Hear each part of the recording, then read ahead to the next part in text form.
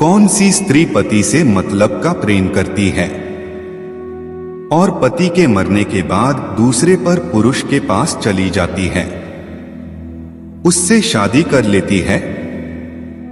नमस्कार प्रिय दर्शक बंधुओं, आज मैं आपके लिए बहुत ही महत्वपूर्ण जानकारी लेकर हाजिर हुआ हूँ। आपसे निवेदन है कि वीडियो को बिना स्किप किए पूरा सुनिएगा। मेरे प्रिय दर्शक बंधुओं, कहते हैं हर आदमी की 4 पत्नी होती है। चारों पत्नियों में से पति का हित चाहने वाली कौन सी स्त्री होती है? कौन सी स्त्री उसका जीवन भर साथ निभाती है और मरने के बाद भी उसका साथ नहीं छोड़ती? कौन सी स्त्री उसके कमजोर होते ही दूसरे पुरुष को अपना लेती है? आइए इसे एक कहानी के माध्यम से जानते हैं। किसी नगर में वीर बहादुर नाम का एक राजा रहता था। उनकी 4 पत्नियां थीं।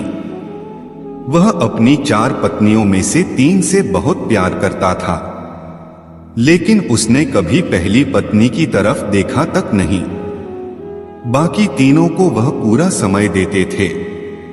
वह हर समय उनके साथ रहता था, उनके साथ हंसता था, उनके साथ खेलता था, उनके साथ खाता था, उनके साथ उठता बैठता था, हर समय उनका ख्याल रखता था। उनकी सुख सुविधाओं में उन्होंने कोई कसर नहीं छोड़ी। वे तीनों स्त्रियां बड़े ही शौक मिजाज की थी। उनका पति हर समय उनके पीछे पीछे घूमा करता था। उन्हें भी बड़ा आनंद आता था पति को अपने पीछे घुमाने में। वह राजा देर रात पागलों की तरह उनके पीछे घुमा करता था।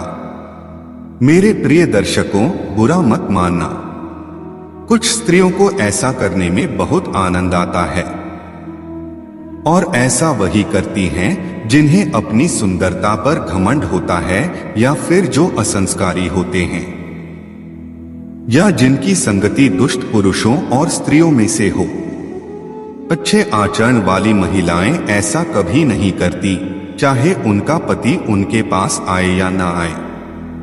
और वही महिलाएं घर को स्वर्ग बनाती हैं, जिनका आचरण और व्यवहार धर्म के अनुरूप हो। ऐसी महिलाएं घर की लक्ष्मी होती हैं। ऐसे घरों में कभी दुख और दरिद्रता नहीं आती। राजा अपनी दूसरी पत्नी से अधिक प्रेम करता था, क्योंकि वह बहुत सुंदर थी। जो भी उसे देखता वह उसे पाने की कोशिश करता। राजा को डर था कि उसकी पत्नी किसी और के प्रेम में पड़ जाएगी और उसे छोड़ देगी, क्योंकि कहा जाता है कि खूबसूरत चीज पर हर किसी की नजर होती है। राजा अपनी तीसरी पत्नी से अधिक प्रेम करता था, क्योंकि वह बहुत अच्छे स्वभाव की थी और राजा की भरोसेमंद भी थी। जब भी राजा को कोई समस्या आती तो वह अपनी तीसरी पत्नी से सलाह लेते थे। वहीं उनकी तीसरी पत्नी ने भी उन्हें कई बार मुसीबतों से बचाया था। और वह राजा अपनी चौथी पत्नी से इसलिए प्रेम करता था क्योंकि वो उससे बहुत प्रेम करती थी। उसने हमेशा उसके राज्य, उसके धन संपत्ति की बहुत देखभाल की थी। लेकिन राजा अपनी पहली पत्नी से हमेशा बचता रहता था। एक दिन राजा बहुत बीमार पड़ गए। उनकी मृत्यु का समय निकट आ गया। उसे लगने लगा कि अब वह जीवित नहीं बचेगा। तो वह अपनी पत्नियों के बारे में सोचने लगा कि मेरी 4 पत्नियां हैं। अगर मैं अभी मर जाऊं तो मरने के बाद अकेला रह जाऊंगा। मेरा ख्याल कौन रखेगा? मुझसे बात करने वाला कौन होगा? यह सोचकर उसने अपनी चौथी पत्नी को पास बुलाया और पूछने लगा, प्रिय, मुझे तुमसे सबसे ज्यादा प्यार है और मैंने तुम्हें हमेशा सबसे सुंदर दिखने वाले कपड़े और आभूषण पहनाए हैं। तुमने हमारा बहुत ख्याल रखा है। अब जब मैं मरने वाला हूं तो क्या तुम मेरे साथ चलोगी? अब तुम्हारे बिना मेरा साथ कौन देगा? राजा की ऐसी बातें सुनकर उनकी चौथी पत्नी दंग रह गई। उसने कहा, नहीं, मैं तुम्हारे साथ क्यों चलूं? मुझे तो यहीं पर अच्छा लगता है। राजा को अपनी चौथी पत्नी से ऐसे उत्तर की आशा नहीं थी। चौथी पत्नी के जवाब ने उन्हें अंदर से तोड़ दिया था। अब उसने अपनी तीसरी पत्नी को पास बुलाया और बड़े प्यार से कहा, प्रिय, तुम मेरी सबसे खूबसूरत पत्नी हो। मैंने हमेशा तुम्हें सबसे ज्यादा प्यार किया है। तुम्हारे लिए मैंने झूठ बोला, कई लोगों से लड़ाई की, उनको धोखा दिया और हिंसा का सहारा लिया, सिर्फ तुम्हारे साथ रहने के लिए। मैं चाहता हूं कि मेरे साथ तुम भी चलो ताकि हम हमेशा साथ साथ रह सकें। तुम भी मेरे साथ मर जा। दर्शकों, अपने पति का ऐसा जवाब सुनकर तीसरी पत्नी ने तपाक से जवाब दिया, मरते हुए आदमी के साथ कोई नहीं मरता, और मैं तुम्हारे साथ क्यों मरूं? मैं अभी भी जवान और खूबसूरत हूं। हजारों लोग मुझे अपनाने को तैयार होंगे।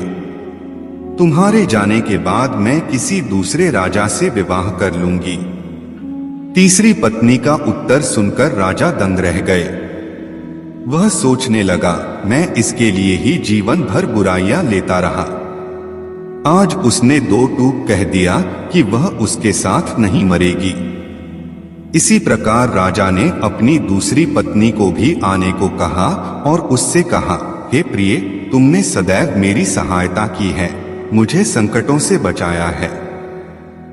क्या तुम मेरे साथ आओगे और मेरा सहारा बनोगे?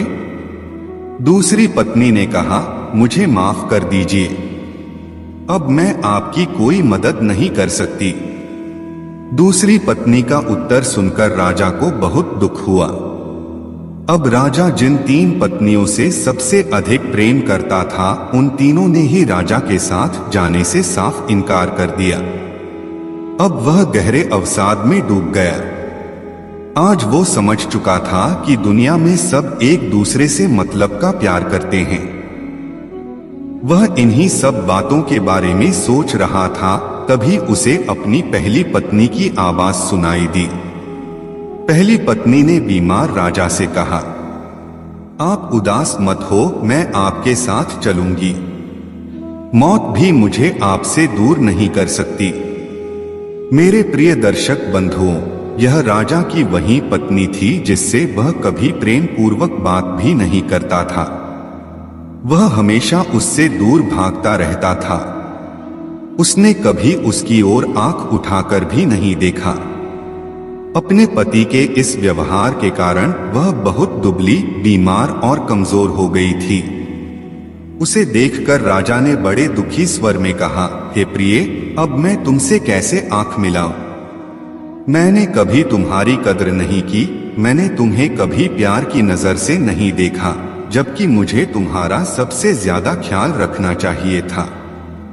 आज राजा को समझ में आ गया था कि जो उसे सबसे अधिक प्यार करती थी, वह मेरी पहली पत्नी, मेरी सबसे बड़ी शुभचिंतक थी।